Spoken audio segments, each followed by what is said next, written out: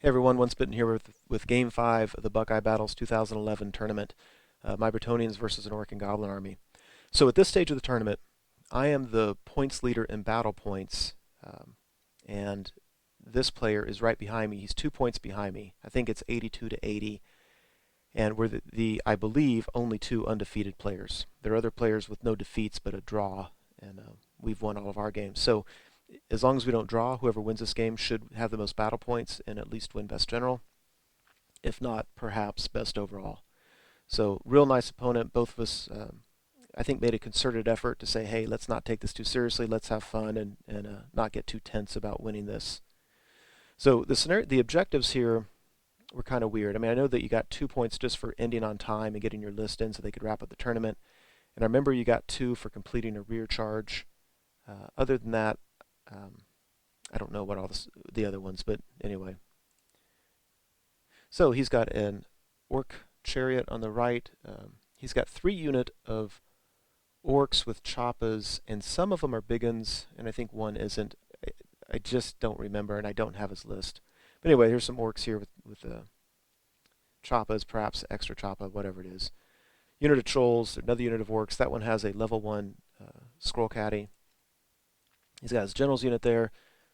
Oh, I'm sorry, in the unit to the right, not the far right, the middle Orc unit, he's got a Battle Standard Bearer.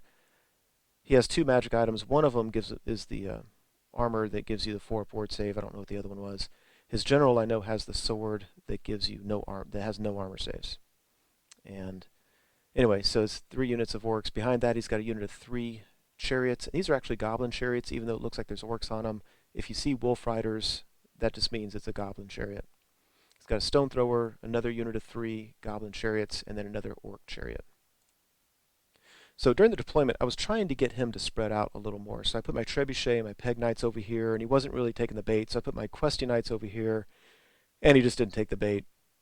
And so I went ahead and put everything on the other side, which I had started to do. I was trying to get him to spread out a little bit more. But for the most part, he didn't. So we go to Orcs turn 1. He moves up, as you can see. Now, one thing, just to preclude any questions that could come up, you'll notice his units of 3 chariots are moving with more flexibility than what you might expect. This one on the top left was just behind his general's unit, kind of at the edge of the board. And he's moving them kind of like fast cav, where you just pick them up and move them as if they can reform as much, because he said that chariots can always reform like that. They can swivel. And I questioned it. I actually asked somebody walking by, and they said, yeah, they can do that. So that's the way we played it all game. So you're going to see his chariots with more flexible movement than I would expect with a unit of chariots. My understanding since then is that isn't actually the case. Single chariots can swivel. Units of chariots have to maneuver like other units. So whatever. That's just so you don't ask too many questions. That's why they're kind of maneuvering so freely around the place. So beautifully painted army. We go to the magic phase, and he has a spell where he can pick up one of his units and move it anywhere 24 inches. So he picks up his rightmost Orc unit and places it so it can see my Trebuchet, and it can also wreak havoc with my Questing Knights. And then in the process of doing it, his level 1 gets sucked into the void. So I have to take that trade. I figured that was unfortunate. His Stone Thrower lands a rock, kills a half dozen or so peasants. And we go to Bretonnia turn 1. So for the most part, you can see my Prophetess has a wound. She has the Chalice of Malfleur. On his turn, I rolled for the extra Dispel die and rolled a 1, and so she took a wound. Not worried about it because she has Lore of Life, and we'll regrow it. Anyway, I move up a little bit. I don't want to get charged. I want to be able to charge. Here on the right, my Peg Knights charged that chariot. He fled. We landed in the swamp. We had a rules question come up there. I argued that a swamp says that skirmishers do not take dangerous terrain, and that Pegasus Knights have the skirmisher special rule. So if I'm wrong there, somebody please let me know, and I will feel bad accordingly. Questy Knights, I made a big mistake here. I moved him up away from his Orc unit that's near my Trebuchet. I really wanted to just give him the Trebuchet and take that unit out of the game for the next few turns. But the problem is, I parked him so that his middle unit, the unit with his Battle Standard Bearer, could see him. So he can double charge with his trolls and that unit. And I just wasn't expecting it. I wasn't seeing it, and just a mistake on my part. And when you look from this angle, it's like, yeah, I mean, you got to pay attention to that. So I put a +1 strength and toughness buff on him. I land a rock on his battle standard bearers unit and kill a bunch of them. Sorry about these horrible pictures.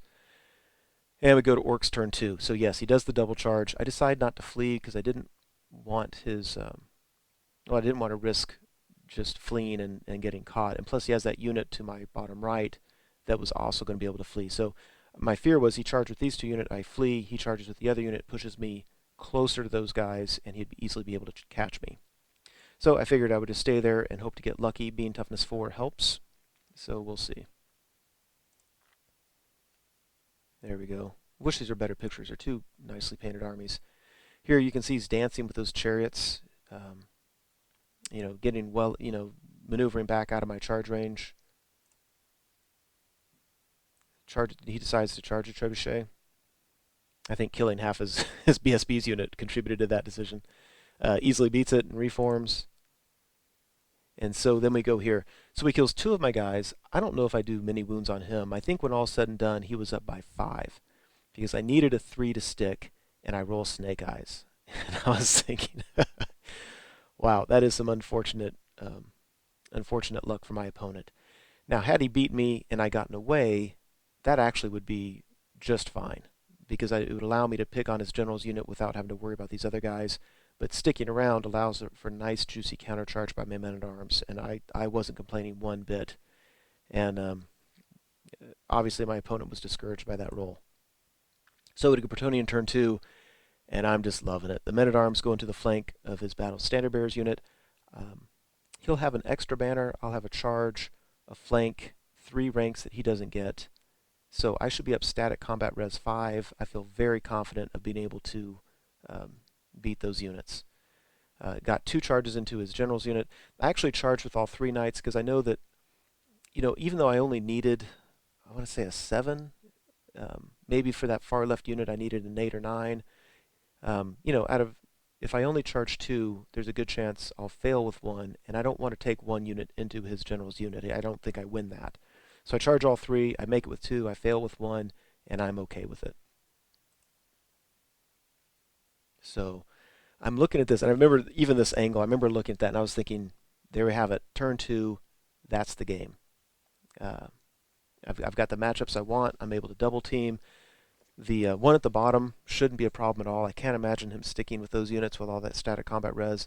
The one at the top always makes me nervous. I need 11 wounds to get him to where he won't be steadfast. And if I do that many wounds, he's going to be pretty much on snake eyes, and I'm going to run him down. And I really, really, really think I've got the game. Now, of course, in the middle of the game, I can't calculate the exact odds. But in hindsight, I should do 13.5 wounds, and that's ignoring armor saves from my strength 3 horse attacks. So it could very well be that odds are 10 or 11 wounds. I need 11. So there we go. That's both of us are holding our breath. That's not really true. We're not holding our breath. My opponent's about to concede the game, and I'm ready to walk over and pick up the trophy. And that's after combat. He has 2 guys more, so I needed 11. I did 9 wounds. I needed 11. So that is discouraging. Now the good news is I beat his battle standard bearers unit. They're done. I'm going to take care of these trolls next turn. And once that's done, I can bring somebody into their flank. Plus I have that other Knight of the Realm unit to my left. So I don't love it, but I think I'm still going to be okay. So on his turn, he brings this unit up closer. I think he even tried to charge and failed it. If he had made that charge, that would have been a whole different story right there. The bad news is those chariots that have been dancing around just were in perfect position. They could see my unit. The one behind the stone thrower, I think, needed a low roll to get there because, even though he had to come around the stone thrower, the measurement was very close. The other one was really far away. I mean, these things have movement 9, I guess. So even with movement 9, I think he needed at least, I don't know what, it was at least a 9 that he needed. He may have needed more. Whatever it was, he rolled an 11. And I went from having the game wrapped up to, I think I just lost the game. So he's bringing this other chariot around the corner. That's 6d6 strength 5 impact hits. Yeah. So he killed my Knights of the Realm to a man. He put 1 wound on my BSB and 2 wounds on my Prophetess just through impact hits. In combat, he kills the BSB, kills the Prophetess. General's unit, they needed Snake Eyes. They didn't get it. They got run down. Yeah. Sometimes you're just not meant to win a game. And that happened here. Ugh, how ugly. Oh, yeah, well, that's the game. So, Bretonnians turn 3, I got take my Knights of the Realm, charge a Stone Thrower because there was nothing else I wanted to charge. My Peg Knights failed their panic test after I got beat in combat, so they rally in the woods. We're still duking it out with the Trolls. And then after combat, beat and run down the Trolls and beat the Trebuchet Reform. What I'm really hoping to do is take my Knights of the Realm and charge a Chariot unit, beat it, and overrun and get the heck away from his General's unit. I do not want to go into that unit with any single one of my units. If I can team up with Men-at-Arms and Knights of the Realm, I'll do it. But otherwise, that's not going to go well for me. So, Orc and Goblin turn 4. His Chariot on the upright charges my Question Knights.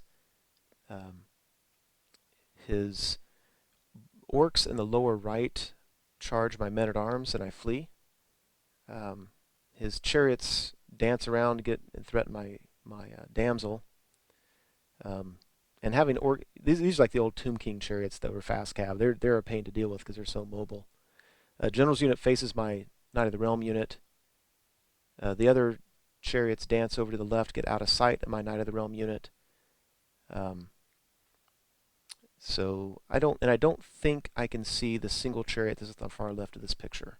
I think he just kind of danced them all out of that. So I think I might be able to charge his chariots facing my Damsel. I'm not sure. But I don't want to charge his General's unit. That's not going to be pretty. So there's a look on the right. After combat, he kills 2 of my Crusty Knights, breaks and runs down my champion, and he's right there. So Bretonnian turn 4. My Pegasus Knights charge the chariots that were in front of my Damsel. He flees.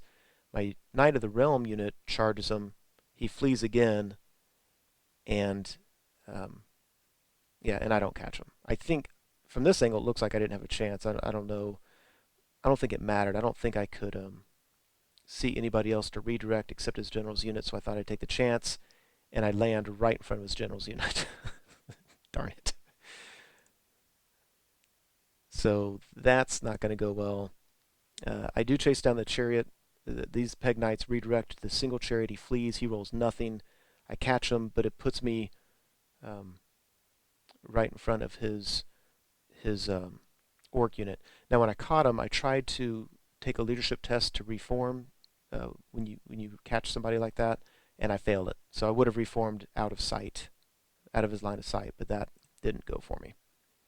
So Orc and Goblin turn 5. So he charges my Men-at-Arms again. They flee again. His chariots, he was going to try to sandwich my Knights of the Realm between his General's unit and his chariots. He charged with his chariots. Whenever he charged with his chariots, I fled. And so I lose a few Knights from dangerous terrain tests by running through his General's unit and running through the woods. But hey, I'm alive. His Orc unit redirects into my Peg Knights. They flee and make it get away. So I've got 3 units on the board plus a Damsel. All 3 units are fleeing. Yeah. So it looks like that. Go to Bretonnian turn 5. Everybody rallies because they're fast cav. The Peg Knights fly over. And I'm thinking if something weird can happen is General's unit would just sit there. I could charge with my Men-at-Arms and my Peg Knights. It's probably not going to happen, but I might be able to get a rear charge if he charges my Knights of the Realm, and I flee and get away with them. I'm able to get a rear charge with my Peg Knights. which wouldn't be ideal, but might be the best chance I have. Orc and Goblin turn 6.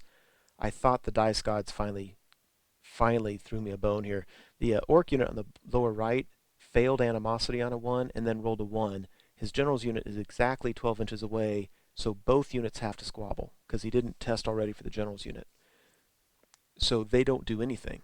So now I'm thinking, if my men-at-arms and my Peg Knights can withstand these charges by the chariots, I can charge his General's unit in the flank by both units. Static combat res alone puts me up by a bunch. I have a real decent chance of beating and then running down that unit, because my Peg Knights will have Swift Stride. Points-wise, I don't know where that would put me, but he wouldn't have many points left on the board. He would have, one unit of Orcs, he'd have a chariot, and the other chariots, assuming my men-at-arms would have to beat them. Well, that didn't happen. A single chariot came to the flank of my Peg Knights and did 5 wounds, and at that point I conceded the game, because 3 chariots, 3d6, strength 5 impact hits going into the men-at-arms. I think he's going to either win or at least not break. And even if my men-at-arms are there, I guess I could have still gone for his General's unit, but at that point I was tired of dying from impact hits and didn't feel like rolling for the men-at-arms. Plus, after he took all those units away, I wouldn't have had all the static combat res, and I just conceded the game right there. So, yeah, a disappointing loss. It was a fun game. Really don't know what to say about it. I really like playing games where the opponent is just a nice guy, because both of us were like, you know what, when I was winning the game and it looked like I had it, he was disappointed, but he was really cool about it. And so I like to think that when I lost the game, I was cool about it. So that's all you can ask for. So that's the tournament. 4 games and 1 loss. I fell from 1st place to 4th place in battle points. Even then, 4th place out of 84 players, I'm not going to complain about it. I think that's a good showing. I certainly had my share of good luck and bad luck, and that's a dice rolling game. I came in 12th place overall in the tournament, but a big part of that was I missed 10 points for turning my list in early. I didn't sign up for the tournament till just a few days beforehand, so I was 10 points behind, so I wasn't going to win overall regardless. If I had those 10 points, I don't know where I would have been. I could figure it out, but it just doesn't matter. So I was a little bit disappointed. After day 1, my goal was to place in the top 3 in battle points, and coming in 4th place was discouraging. So anyway, that was it. Hope you enjoyed it.